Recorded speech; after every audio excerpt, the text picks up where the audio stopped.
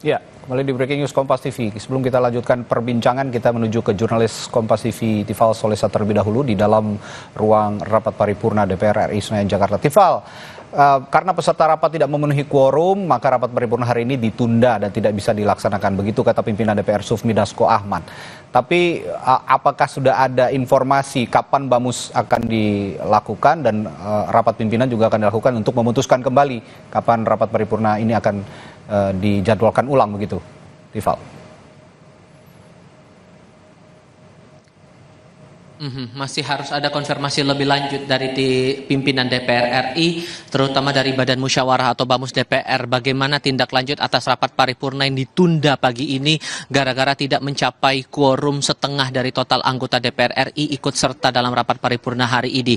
Yang perlu dicatat di sini adalah dalam laporan yang disampaikan oleh Sufmi Dasko Ahmad selaku Wakil Ketua DPR RI fraksi Partai Gerindra yang memimpin rapat paripurna hari ini, total anggota yang hadir dalam rapat paripurna hari ini di tanggal 22 Agustus 2024 sebanyak 89 orang dari total 575 anggota DPR RI periode 2019-2024 dan yang dilaporkan izin sebanyak 87 orang. Kalau saya kutip pernyataan yang diutarakan oleh Dasko selepas mencabut skor pertama selama 30 menit beberapa saat yang lalu, yang menyampaikan oleh karena itu kita akan menjadwalkan kembali rapat Bamus untuk paripurna karena quorum tidak tercapai. Apa bentuk tindak lanjutnya ini juga masih harus kami konfirmasi lagi, terutama yang menarik di sini adalah pihak-pihak mana saja yang absen atau tidak hadir dalam rapat paripurna hari ini. Karena secara kasat mata kalau saya lihat perwakilan setiap fraksi ini sudah berada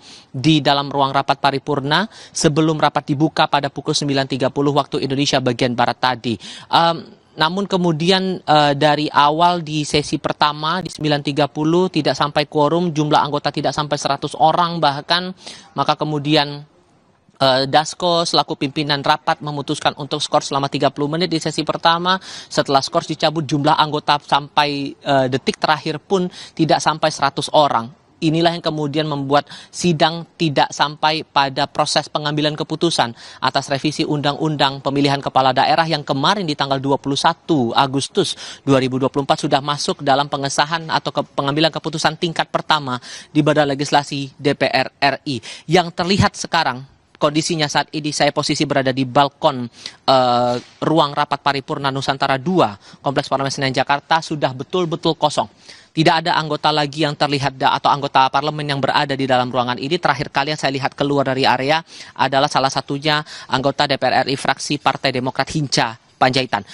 Masih butuh konfirmasi lagi soal bagaimana tindak lanjutnya, tapi yang jelas dalam tata tertib DPR itu persis daripada pasal 279 dan pasal 281, syarat pengambilan keputusan bisa dilakukan dalam rapat paripurna dan hasil dari putusan itu dianggap sah apabila jumlah anggota yang hadir setidaknya separuh dari total anggota yang 575 anggota itu, plus dengan syarat berikutnya setengah dari total fraksi yang ada di parlemen ini ikut serta dalam rapat paripurna. Secara fraksi oke, ini sudah memenuhi, tapi jumlah anggota ini yang tidak sampai quorum sesuai dengan tata tertib DPR tadi.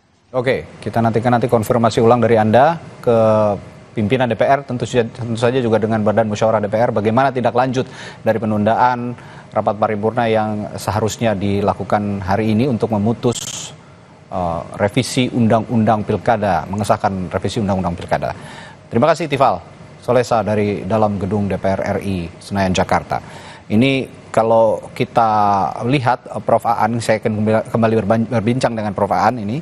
Kalau kita lihat penundaan ini mau menentang diam-diam atau hanya menunda saja kira-kira kalau menurut Anda, Prof. Aan? Iya, ya pertama memang ada problem ya di quorum. Tapi kalau melihat hasilnya kemarin 8-1, seharusnya kan sudah mayoritas ya. Sehingga kalau mau datang semuanya tentunya akan quorum ya, akan quorum walaupun satu fraksi tidak ikut tadi. Oke. Nah, hanya saja persoalannya adalah ini masyarakat kan sangat menyorot ini gedung Dewan saat ini. Ya. Nah, saya melihat ada keraguan ya, di hati mereka untuk bisa menggolkan di siang bolong seperti ini. Sehingga khawatirnya nanti di saat-saat sunyi, saat-saat sepi, ya hasrat kekuasaan itu muncul, akhirnya jadilah ini barang. Ya. Nah, jadi kalau RUU ini kemudian disetujui oleh oleh anggota DPR secara apa 50% lebih tadi itu, ya plus satu yang yang suara terbanyak ya dari mereka setuju, maka dalam hal ini adalah jadilah ini di tingkat DPR. Baru kemudian dia persetujuan bersama dengan Presiden dan baru pengundangan bisa. Ya. Tapi sebagai kekuatan sipil saya kira masyarakat walaupun nanti tanda kutip dikibuli seperti itu, masih ada peluang ya dalam negara hukum ini untuk mengajukan ini ke Mahkamah Konstitusi, diuji formil maupun diuji material. Dua-duanya aja, ya, formil sama material. Dari pengujian itu nanti kita lihat apa putusan Mahkamah Konstitusi. Nah, dengan konstruksi hukum yang seperti ini tentunya Mahkamah akan lebih berpegang kepada Undang-Undang Dasar bahwa RUU ini atau yang sekarang sedang dibahas perubahan Undang-Undang Pilkada ini bertentangan dengan konstitusi. Nah, sehingga kembalilah kepada tafsir Mahkamah Konstitusi terhadap Undang-Undang Pilkada yang lama begitu. Ya, DPR ini kan representasi rakyat. Biasanya kalau mau mengesahkan sesuatu ini sambut baik oleh masyarakat begitu.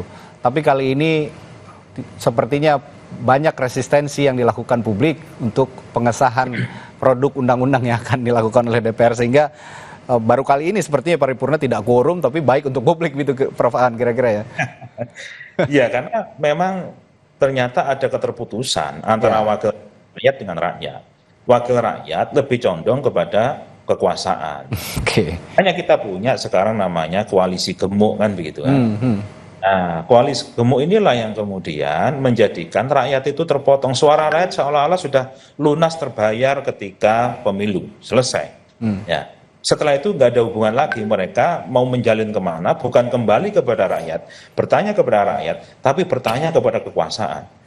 Jadi ini menjadi pembelokan ya dalam sistem demokrasi kita. Seharusnya parlemen itu adalah parle ya, bicara atas nama rakyat, tapi ini bicara atas nama kekuasaan. Inilah yang kemudian menjadikan rakyat akhirnya jengah juga, akhirnya bahagia. Nggak jadi rapat bahagia. Seharusnya kalau nggak jadi rapat kan justru kinerjanya jelek gitu. Betul. Rakyat seharusnya sedih kan gitu kan. Tapi baru kali ini ya tidak jadi rapat, publik menyambut baik gitu. Tapi tetap harus kita kawal sepertinya, Prof. Aan. Yang Anda katakan tadi, ya, bisa saja di saat-saat sunyi ini kemudian disahkan begitu. Nah, sebenarnya sudah sedikit disinggung tadi oleh Prof. Aan soal pertanyaan saya selanjutnya. Tadi saya sempat menanyakan, Prof, kalau Indonesia ini telah memiliki MK selama 21 tahun, artinya sudah cukup dewasa lah kita untuk memahami bahwa apa yang sudah dibatalkan MK ini tidak bisa dihidupkan kembali karena sudah final and binding.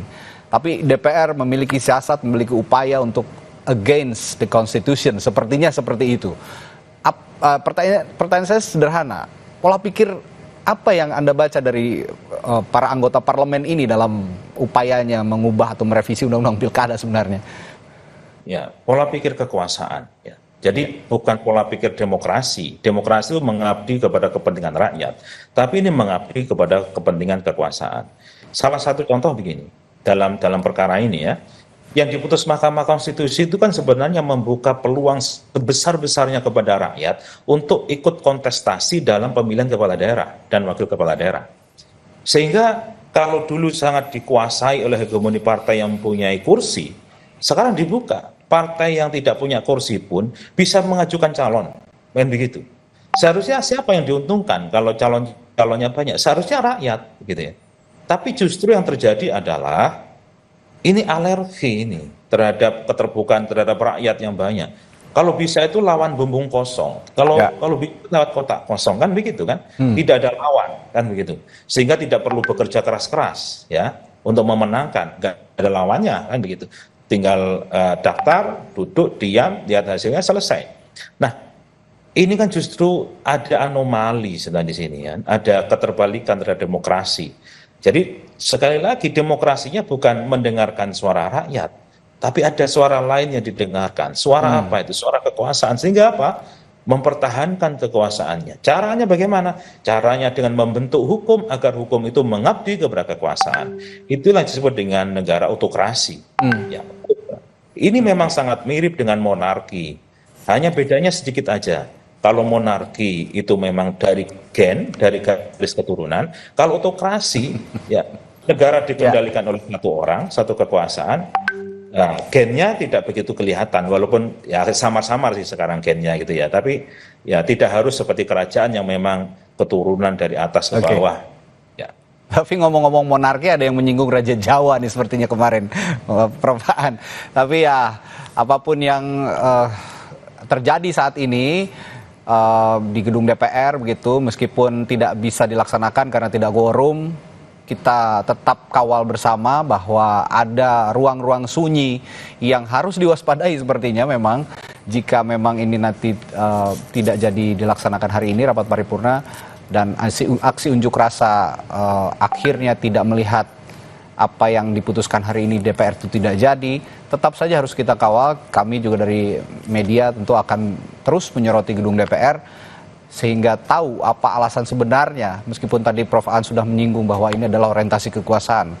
Ini harus diperjelas kepada publik, tujuan utama dari DPR mengesahkan revisi Undang-Undang Pilkada, dan ada resistensi dari publik yang harus juga kita kawal bagaimana penyelesaiannya. Baik, terima kasih Ahli Hukum Tata Negara Universitas Brawijaya, Profesor Aan Eko Widiarto, telah berbagi perspektifnya siang hari ini di Breaking News Kompas TV. Sehat selalu Prof. Aan, sampai jumpa lagi. Oke, masih banyak. Breaking News Kompas TV kami tutup, namun sesaat lagi ada Kompas Siang untuk menghadirkan informasi terbaru dari gedung DPR RI Senayan, Jakarta. Saya Radi Saputro, sampai jumpa.